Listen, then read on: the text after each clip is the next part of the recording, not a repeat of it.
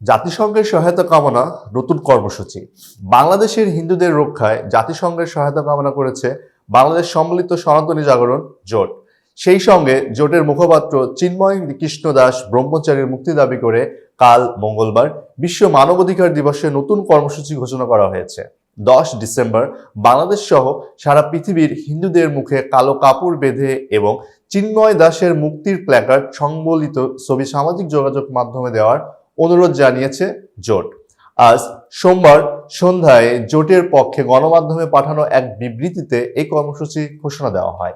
মঙ্গলবার ফেসবুক সহ বিভিন্ন সামাজিক যোগাযোগ মাধ্যমে ছবি পোস্টের পাশাপাশি বুধবার প্রার্থনার দিনক্ষণ নির্ধারণ করা হয়। বুধবার গীতা জয়ন্তী উপলক্ষে প্রতিটি মন্দিরে চিন্ময় দাসের মুক্তির কামনায় গীতা পাঠ করার আহ্বান জানানো হয় বিবৃতিতে আরো বলা হয় 10 ডিসেম্বর সারা বিশ্বে মানব অধিকার দিবস পালিত হবে, কিন্তু দুঃখের বিষয় বাংলাদেশে প্রতিনিয়ত মানব অধিকার হরণ করা হচ্ছে। বিশেষ করে সংখ্যালঘু হিন্দু জনসাধারণ ভালো নেই, তাদের মানবাধিকার রক্ষা করার দায়িত্ব সরকারের। এতক্ষণ বার্তা বৈঠকের সংবাদে থাকার জন্য ধন্যবাদ। নতুন নতুন তথ্য ও সংবাদ পেতে বার্তা বৈঠকের ইউটিউব চ্যানেল ও ফেসবুক পেজের সাথেই থাকুন।